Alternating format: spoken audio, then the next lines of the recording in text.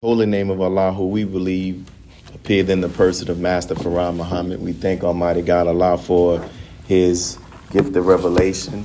We thank him for his coming and raising up in our midst the most humble and honorable Elijah Muhammad, and also for their leaving in our midst the honorable Minister Louis Farrakhan.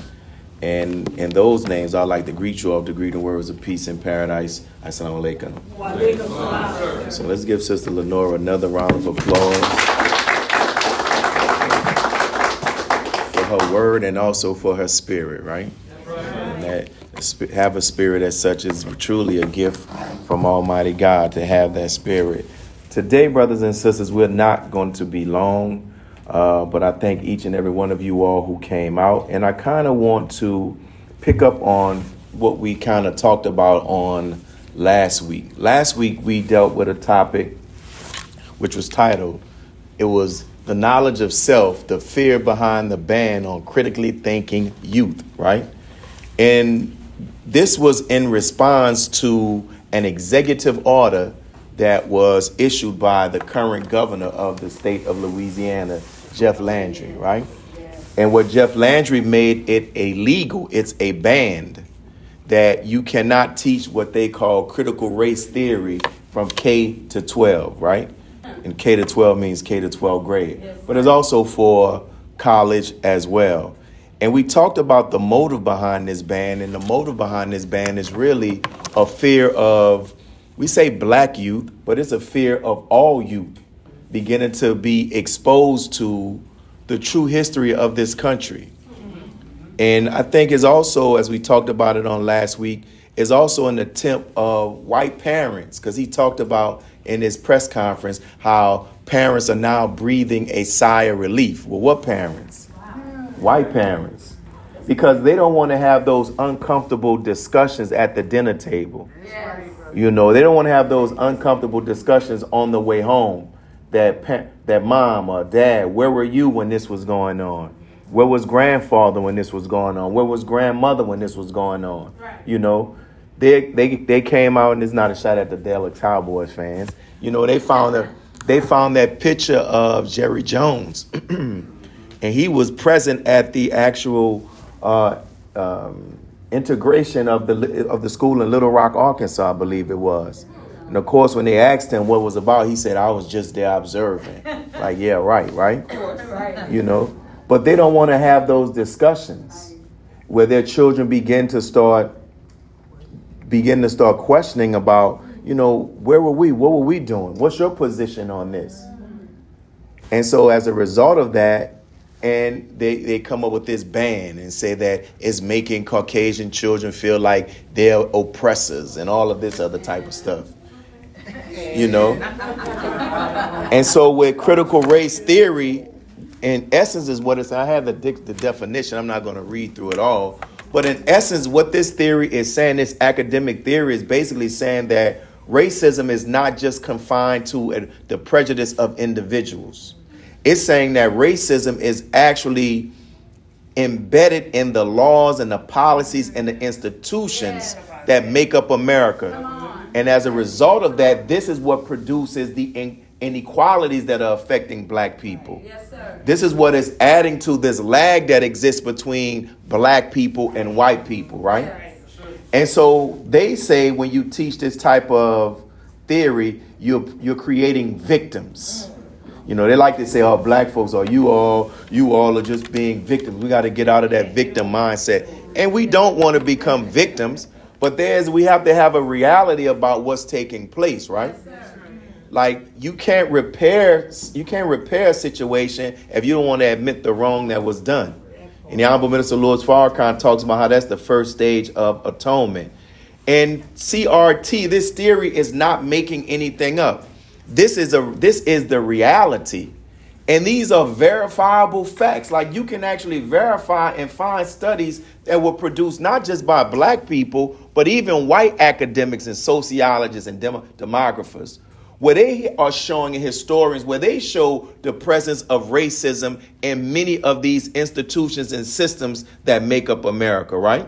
Which show that it is actually in the very fabric of this country. Yes. When they were writing what is known as the Declaration of Independence, they began to start arguing whether or not they should actually have words in it about slavery.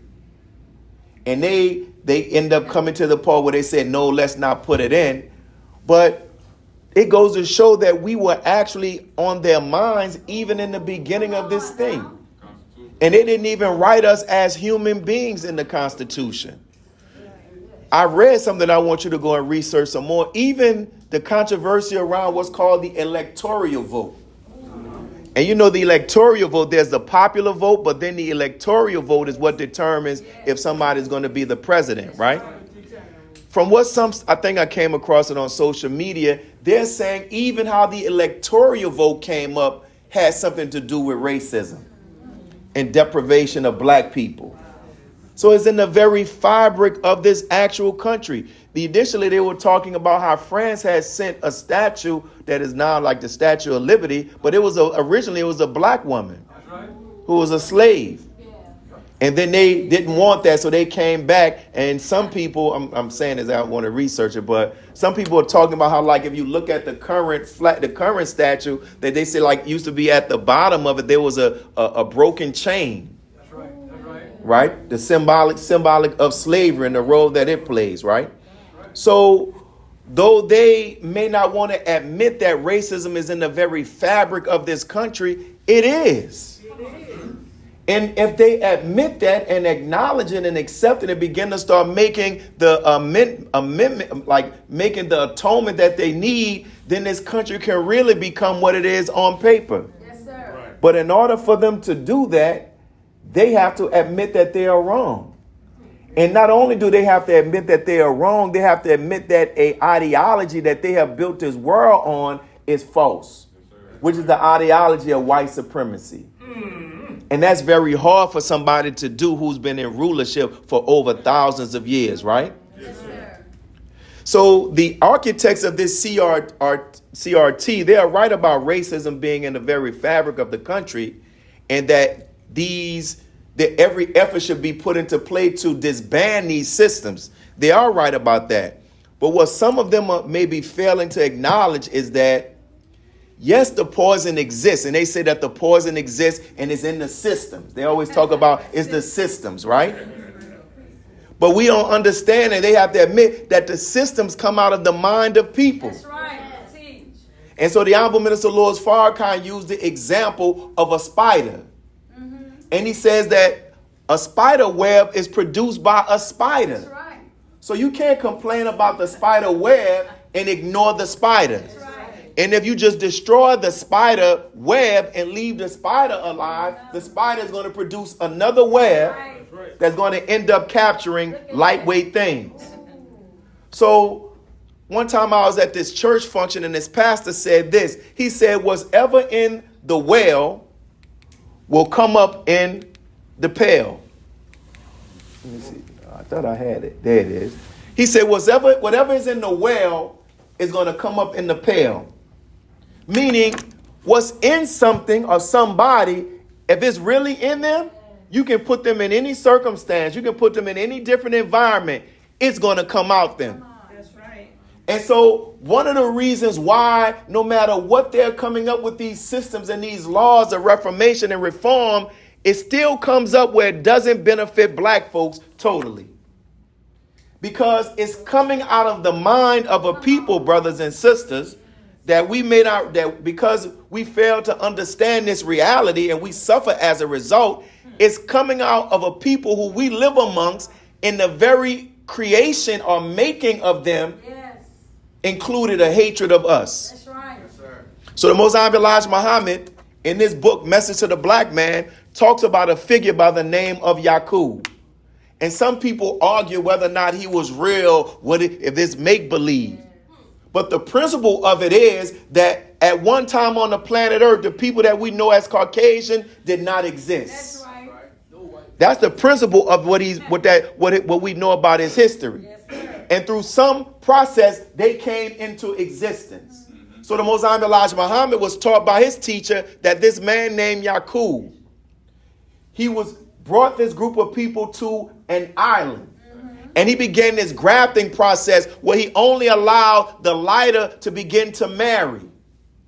And he began to start teaching them to have a negative view about people of color, specifically black people. That's right. And in this process, it produced the people that in their very making, they have a dislike for us and they have a fear of us. Yes, right? That's right. And our sister by the name, if you haven't read this book, Dr. Frances Cress Welsing, her studies bear witness to what the Most High Elijah Muhammad teaches about these people. Yes, sir. She actually lost her job at an HBCU because of this doctoral research. They called her into her office and said they're having issues about what she is researching, talking about how she said that either consciously or even unconsciously, that they have a genetic fear of black people. So in her book, she talks about how this is some of the reasons why police shoot down black men and women, and they say he had a gun or she had a gun. And they didn't have a gun. Because she said that genetically in their nature, they know that they're standing in the presence of a human being that represents genetic annihilation of them. So when they're talking about when they mate, when it's intermixing of races, black and white, when they mix and have a child, they're no longer white. That's right. And they understand this, right? So she talks about how in her book that this genetic fear, this fear of genetic annihilation infiltrates every aspect of their society, even in their recreational games. You remember the movie Boomerang? Yeah. Remember when Martin Lawrence, or some of the young people may not remember, remember when Martin Lawrence and Eddie Murphy, they were playing pool? Or they called billiards? And Martin Lawrence started breaking it down, talking about the green represents the earth. And all of the colors of the different balls represents other people of color on the planet Earth. And he said, but the game is not over until the white ball knocks out what? The black ball. People saw that and they laughed, but that came from her book. She talked about how when Arthur Ashe first won, I think it was the Wimbledon in tennis, they didn't think that black men can do that. They then began to start changing the rules. They actually did it again when Tiger Woods won the Masters. So she goes through all of this, showing how they have this fear of black.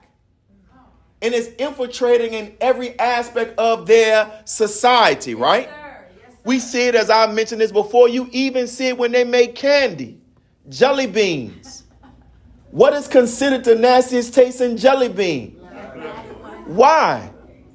When you walk down the aisle and you go in the baking aisle, when you're in Target or whatever, devil food cake is what color? Brown. And angel food cake is white. Even when they make medicines to heal diseases that are affecting humanity, the impact of the medicines on black people are greater than it is on them. Yes, sir. Because we are not the same. That's right. So when you look at this, even in sports, even in religion, they made all of the things that were connected to God white, and all of the things that were not connected to God, it was black or brown. Right? Even in sports, they for years began to deny black people the right, or black men the right to be quarterbacks, because they said we couldn't think. And then Doug Williams shattered, he won the Super Bowl, and there were other black quarterbacks. They said that black men couldn't play the position of a linebacker because we couldn't think. We didn't have the ability to think. And then Lawrence Taylor shattered that belief. In all of their things, they have this. And we keep rising into excellence, keep rising, because you can't hold us down, right? Because we are the cream of the planet Earth. Even in bodybuilding, they were touting Arnold Schwarzenegger. And then this black brother came and he just was winning Mr. Universe every year. And so how does that make them feel? In the midst while they run all of the they're over all of the businesses, over all of the government positions. Right. When you look at the Senate and the House, it's old white men. But with that, they still are saying, even though with the wealth gap, that they make way more than us. That's right. Even though we're at the top of all of the negative things as it relates to health, they still have this thing that we need to take our country back. They still see themselves as their world as fallen. Why is that? Even with the little white boy that ended up killing these people in Georgia in school, the mere fact that he was able to do that is rooted in white supremacy. That your father can buy you an AR-15 as a gift. And he was on the FBI's list before the shooting because of posts that he made. And he can still have access to a gun and be able to go to school like nothing didn't happen. They're able to continuously do those things because of white supremacy. They expect that type of behavior from black folks, that we should kill one another. They get third and fourth chances that we couldn't even dream about getting. Right? And then on last week, we talked about how we mentioned how Lazarus is a sign of us, right? And we talked about in regards, let me go back to this. When they were saying, we'll get to that. We talked about how they were showing how these disparities when things are all equal. According to data, black people with college degrees are twice as likely to be unemployed as other graduates. When he tell us go and get an education and we get an education and we still twice as likely to be employed, right?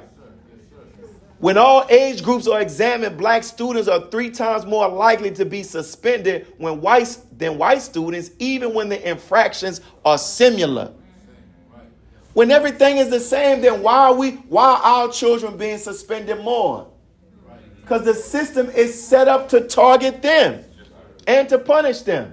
Criminal justice. Finally, when black people are convicted, they are about 20% more likely to be sentenced to jail and typically see sentences 20% longer than those for whites who convicted of similar crimes.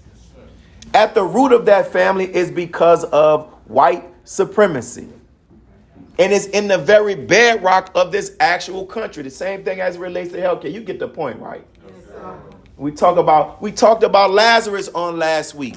And in the story of Lazarus, this story has a lot of great meaning in it. The Most High Elijah Muhammad says that this story is about black people. Well, Lazarus was a man. He's the only person in the Bible who Jesus cried over when he saw his condition. Right?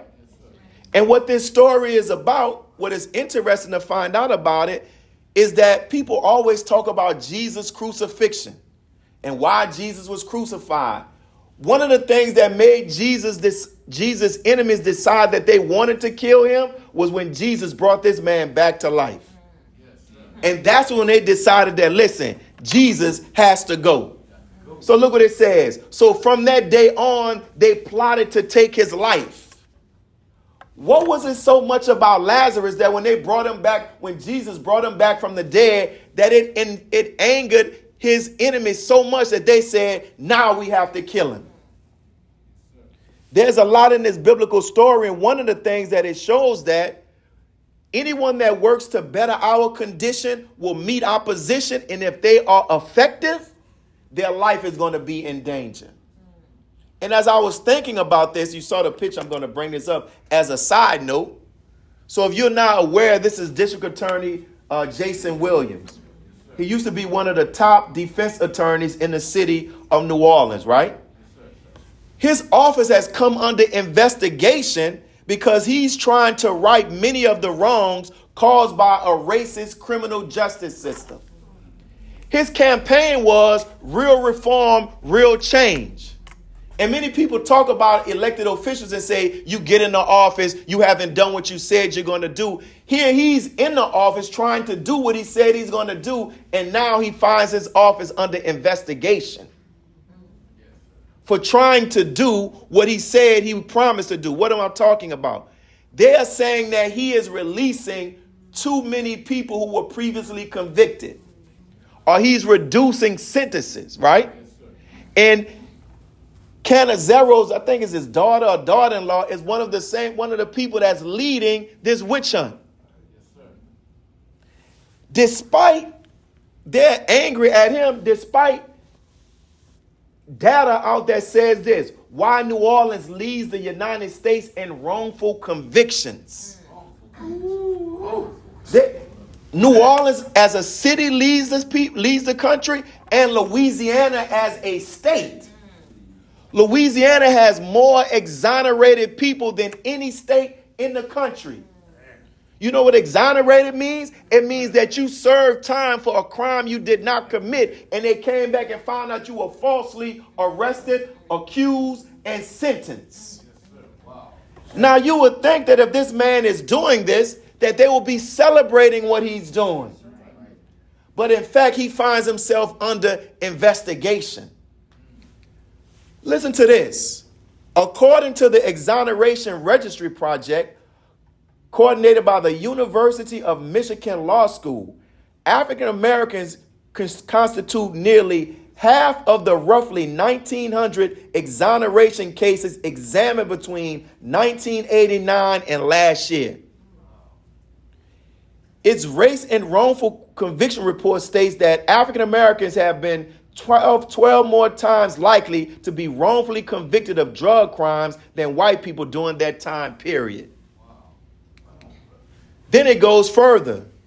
The main reason for this racial disproportion in convictions of innocent drug defendants is that police enforce drug laws more vigorously against African Americans than against whites, members of the white majority, despite strong evidence that both groups use drugs at equivalent rates. Saying that we use drugs at the same rate, but who end up going to jail the most? African Americans are more frequently stopped, searched, and arrested and convicted, including in cases which they are innocent. There was one, I got to show you this thing as well. This is why, brothers and sisters, it's important for us to pay attention to local elections. Jason Williams is one of the few DAs that were elected across the country that's described as a progressive district attorney, meaning they are not bent on locking people up. Because oftentimes to be a district attorney, you have to be this tough on crime, lock them up. When research has shown that putting more people in prison doesn't reduce crime, doesn't lower the crime rate, it actually increases it.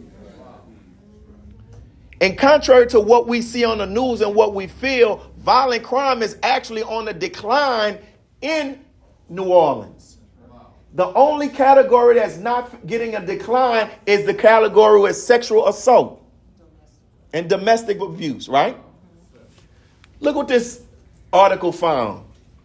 According to Court Watch's latest annual report, prosecutors presented no evidence whatsoever in close to 60% of the trials monitored in 2016. That's out of nearly 7,000 cases Court Watch observers covered last year. In 12% of those cases, one eyewitness testimony determined the fate of a trial, despite the fact that eyewitness misidentification is the largest culprit of wrongful convictions. So when you see these DAs brag about conviction rates, oftentimes their conviction rates are in the 80 or 90 percentile because they're getting people to accept pleas. That's right.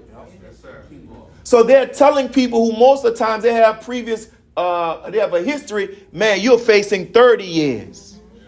You're facing 40 years. And then they offer you a plea. And then the system is so bad and people are so traumatized that you can have a son or a daughter facing a crime that they did not commit, and the mother and father of the parent would tell their child, take the plea. Think about a justice system like that. Where your mother and father tells you, when you're saying, I'm innocent, I did not do this. And they say, baby, I know you didn't do it. But if you go before that jury, they're going to just see another black man or another black girl take the plea. And even among some of the young brothers who run in the streets, Juvenile has a song, you better take that 5. Like, even though you didn't do it, man, just go lay down for that 5 years.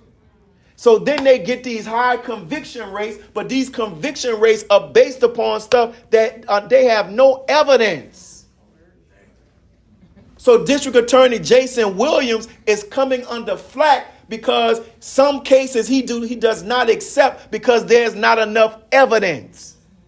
And whether we like that or not, that's the right way to do it. You just can't be indicting somebody when you don't even have the evidence to show it.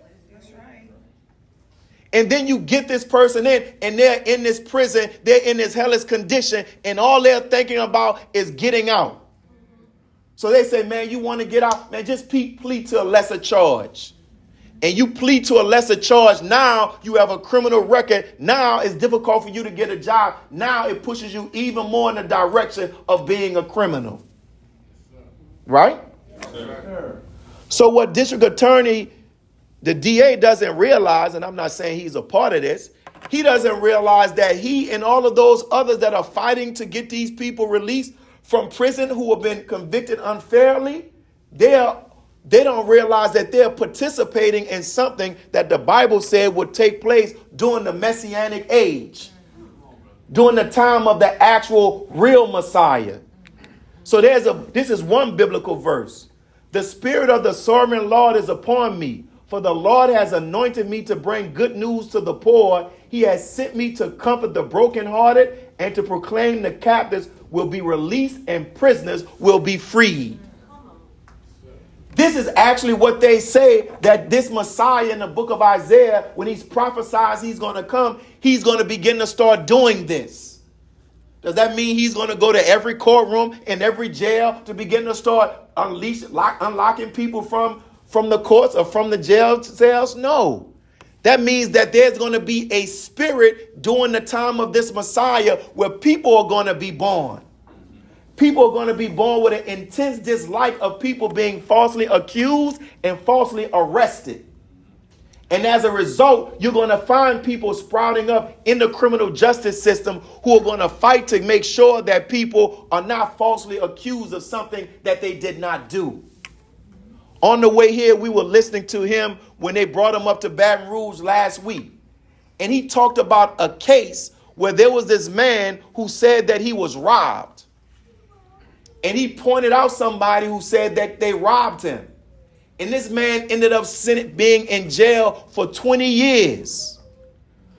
But the person who said that he was robbed, he was not robbed. He ended up calling Jason Williams' office and said, I have a confession to make. That the man that is in jail did not rob me. I lost my money in a drug deal going bad, and I did not want my father to know I lost it trying to acquire drugs. And Jason Williams asked him, well, why didn't you, this has been going on, this man has been in years for decades. Why are you now just calling us? He said, I previously called and tried to contact the previous district attorney. And they didn't give any ear to what he was saying. And District Attorney Jason Williams said that it bothered him to know that there's a man sitting in jail for something that he did not do. So when you see them talking about this on the news, when they're trying to paint this thing like he's just letting people out for whatever. No, they're going through every case and they're looking for cases that have the key word, the evidence, to show that these people do not deserve to be in jail and they're letting them out. But in the mindset of people who want to see people like us in jail, they don't want that. They ain't trying to hear about no evidence or anything. Keep them locked up. Keep them locked up, even though we come from people that have created the environments that push them to a life of crime. Y'all all right? Yes, sir. So when you see this, it says in this scripture, the Spirit of the Sovereign Lord is upon me, for the Lord has anointed me to bring good news to the poor. When you hear people talk about the gospel of Jesus, you know, gospel means the good news. But what is the good news? And it's bringing the good news to the poor. It says that I'm going to also comfort the brokenhearted. We believe that the theology of the Nation of Islam, what has been taught to the Most High Elijah Muhammad, is this good news. And you know what the good news is? We've heard it over and over and over again. The good news is what the Most High Elijah Muhammad opens up about, talking about in the opening chapters of this book. That you and I are the people that fulfill the prophecy of God coming out of his hiding place to come and get us. That's the good news. When you hear people talk about the gospel of Jesus, when you hear about all of these modern religious systems, many of them teach the word of God, speaking about it as happening already in the past. God has sent all of the prophets already in the past. Jesus came, but he came in the past.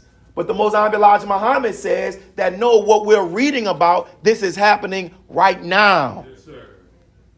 Everybody all right? Yes, sir. You open up in the book of the New Testament where it says Emmanuel is going to be born. And Emmanuel means God is with us. Well, the Most High Elijah Muhammad in this book explains how those prophecies have been fulfilled. But when most people hear about somebody talking about God coming, the question that we may ask in our minds, we may express it, or we may think and say, well, damn, man, if God came, then why is there evil still on the planet Earth? Because we've been taught to look at God like a superhero. That he's going to come and like Superman, shoot a laser out of his eye. Or like a magician, say abracadabra and everything goes right. But I would encourage you to go and read the book of Exodus and to see how God works. When God came to the Egypt, according to the book of Exodus, he didn't personally solve all of the problems. God came and he never spoke one word to Pharaoh. He raised up two men. And these two men's job was to tell the people that God has come. God leaves a challenge to even all of those people who've been praying for God to come and do something. God leaves a test even for those who he's come to change their condition. Now I'm going to raise one up and allow them to do great things. Now the challenge is going to be, do you believe that they represent me? Or do you have to see me myself do these things? So you had all of these people praying for God. God, come and get us out of this oppression. And God came down. He raised up Moses. He raised up Aaron. And he said, go and tell the children of Israel that I sent you all on my behalf. That's the challenge with black people. We talk all of this stuff about the Bible and how we believe in God, we believe in Jesus. But then when somebody comes and say, yo, this is being fulfilled right now. Right. Now that's the struggle. Now that's the challenge. No, but you got to show me some signs, right? And we become brothers and sisters. I'm going to skip to this. We become like a person who we lost our wallet. And in our wallet, you see right there is the Powerball, is the lottery ticket. It's the winning lottery ticket. And somebody brings the wallet and shows us our baby pictures, our social security card. They even have our medical card that shows our blood type. And they got our driver's license. And we look at it, that ain't me. But wait a minute. Aren't you such and such? Don't you live here? That ain't me. Wait, isn't this your baby picture of you sitting on Santa Claus' lap? That ain't me. Isn't this a high school picture of you in your graduation gown? No, that's not me. That's us. That no matter how clearly people can show that we fulfill what's written in this Bible and in this Quran, we say, that ain't me. That ain't us. Our people were in bondage for 400 years in slavery. The people of God are in bondage for 400 years in slavery. Nah, that ain't us. Well, wait a minute. Historians say that there were never a group of people in Egypt in bondage for 400 years, but we are. No, that's not us. We begin to start showing how the same thing you read about Moses and Aaron, where Moses spoke with a stammering tongue. Here this man by the name of Elijah Muhammad also spoke with a stammering tongue. He came with the same type of message that Moses had, which was to say, God said, let my people go, let my people separate. We say, no, that can't be him. He talked about how God, he actually wrote a book, Fall of America, that talks about how God is going to use the plague, the nature, rain, hail, snow, and earthquakes to punish America for what it did to us. We say, man, that's the same thing that took place in the book of Exodus. Nah, that ain't happening right now. That's Mother Nature. Right? And all of this time, while some of us our people are getting angry at God. Why hasn't God done anything? Why hasn't God sent anybody? When the very salvation and solution to our problems are right in our face, but we say, that ain't us. Right? So when people talk about our belief in Jesus, they want to say, what is the Nation of Islam belief in Jesus? Our belief in Jesus could make some people have a crisis of faith. Because what we believe is that what you read about a man doing thousands of years ago, we believe that that's happening right now. Right? That's going on right now. How do you say that? In the Bible, it says that Jesus will come from the children of Israel. Well, we say the children of Israel are not the people that's over there in Palestine right now killing Palestinians. And the children of Israel, that 400 years of people who were enslaved, that did not take place until 1555. Then that means that this one who's known as Jesus does not come until after these people were in bondage. And those people were in bondage in America, right? So people want to talk about Jesus and talk about him, but the real challenge of it is, can you follow him today? Do we have the courage to go back and let's open up this Bible and study this Bible and begin to examine what they taught us about Jesus based upon the truth about Jesus? Okay. Here's a little simple quiz. What have most people been taught about Jesus? He was born on what date? And when you talk about Jesus, when you talk about his identity, how does he look? Jesus is a what? Then they teach that Jesus and God are the same person, that Jesus is God. Then they say that he was born from a woman who was what? A virgin, right? These are simple things. And the vast majority of our people have been taught that. Let's just start with the little simple stuff.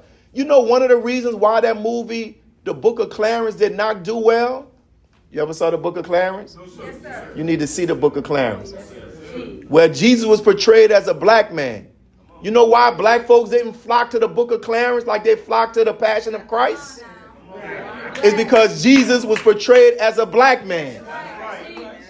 And that's why white folks didn't go and see it. Because, no, you can't say a man of that great importance looks like the very same people that we said and taught the world religiously that they are cursed by God. Right? So, how could Jesus be a Caucasian man, and when he and his mother in the scriptures were fleeing Herod, they fled to Egypt? Come on. Right. That's like, you see when people put on camouflage? Right. If they're in the jungle, what color is the camouflage? Green. They're in the desert, the camouflage is what? Brown, beige. Yeah. Why would God send his son, his quote-unquote son, and his mother to go hide from somebody in a land where they can stick out with like a sore thumb? Come on, teach. Then in the book of Revelation, it says that Jesus had feet like brass burned in the oven. That's right. So if they can teach you and I to believe that Jesus is white when all of the historical evidence shows that he is black, what else have they lied to us about Jesus? This is just simple. This is 101. We didn't even get into the prophecies he hasn't fulfilled. Then they say that Jesus and God are the same person. So if he's the same person, who was it that got his mother pregnant? Think about that. If Jesus and God are the same person, when he was a child coming out of his mother's womb, begging to nurse from her breast, begging to have his diaper changed, who was answering the prayers of the people? when he was in need, depended upon his mother.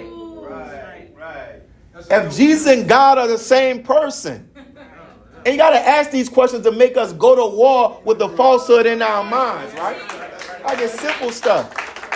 If he's the same person, why every time when he goes to pray outside of the ears and eyesight of his disciples, he's clearly praying to somebody outside of him? He says, our Father. When he taught them how to pray, he didn't say pray on this wise, oh, pray to me. He said pray to our Father. If he and God are the same person, how come in the book of Revelation when John is taken up, John sees God sitting on the throne and he sees Jesus come later in his presence? Two individuals that are different. So if we've been told that Jesus is white and he's not white, we've been told that he's God and he's not God, what else have they lied to us about? Right? Then they said that his mother was impregnated and it wasn't by the agency of a man. But then you read in the book of Luke, when this Jesus got separated from his mother from his mother in Egypt, when his mother found him, and you can go on ChatGTP, will do all the work for you.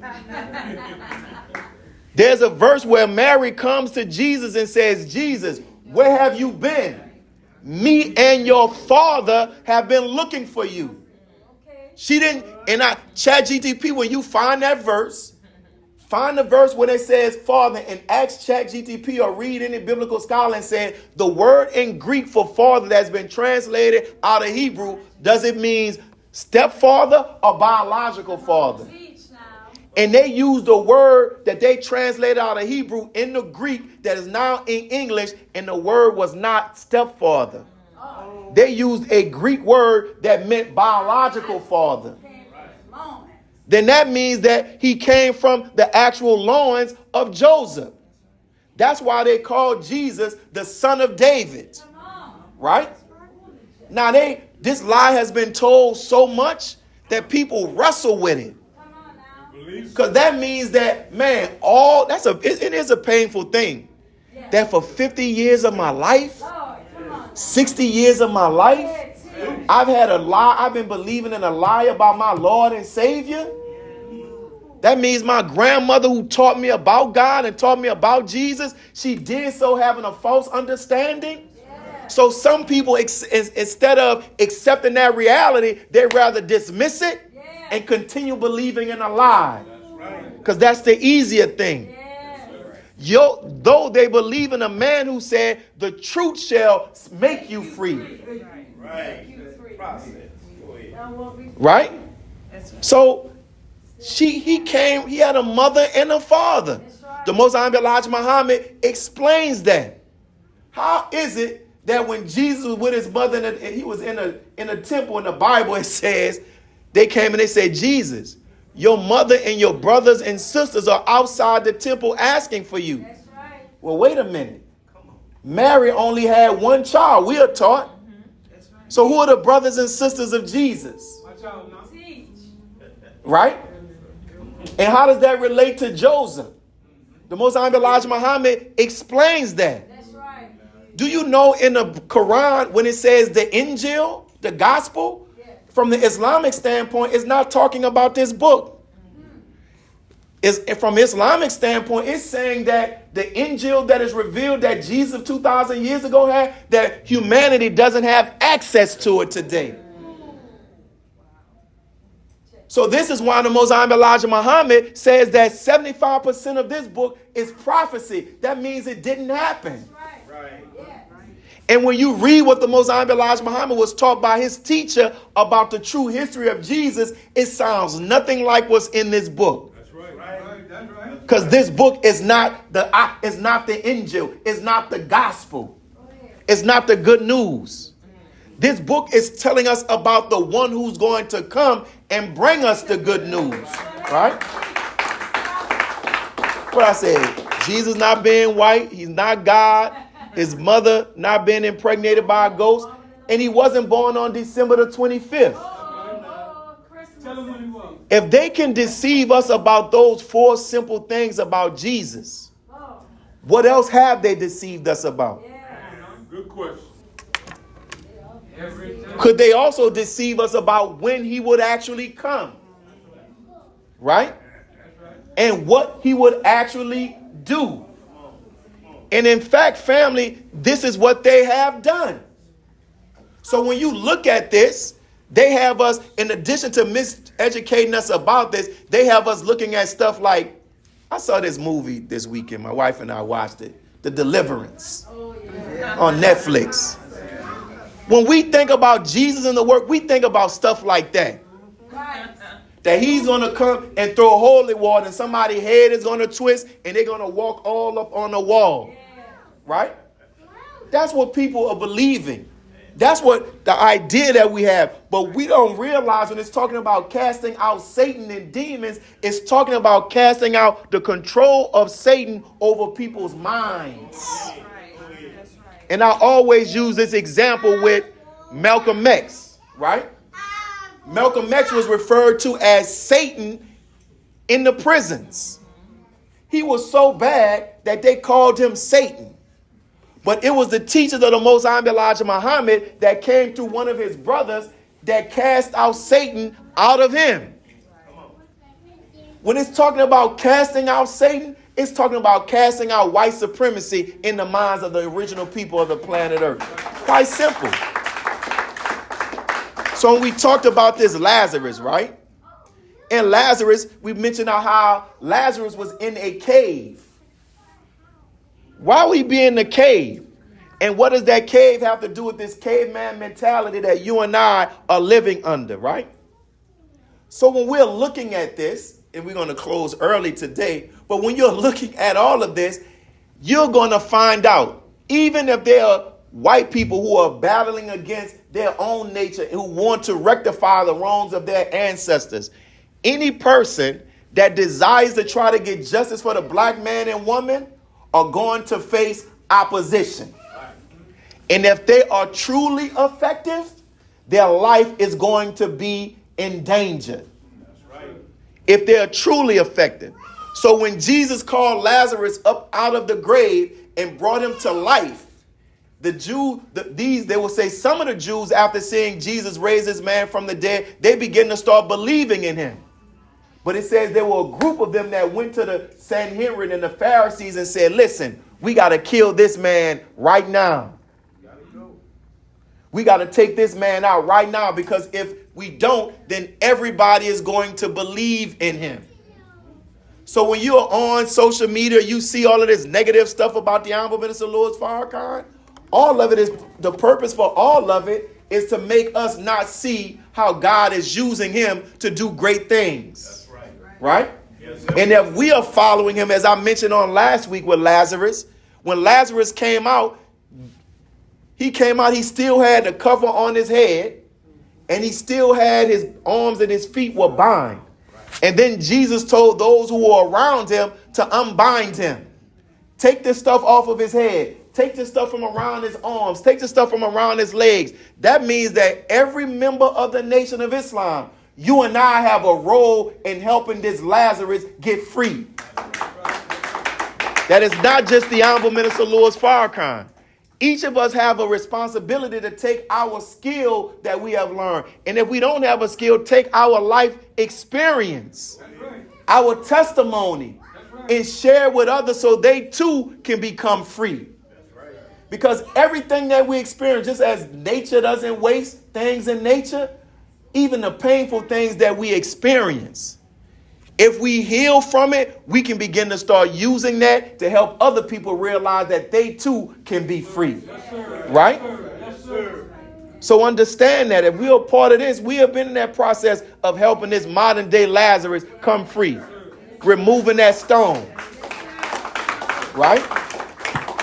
And we need to understand that it is not an easy job. When he talks about how said the Most High Elijah Muhammad was given the hardest job ever given to any man. And sometimes we speak about that.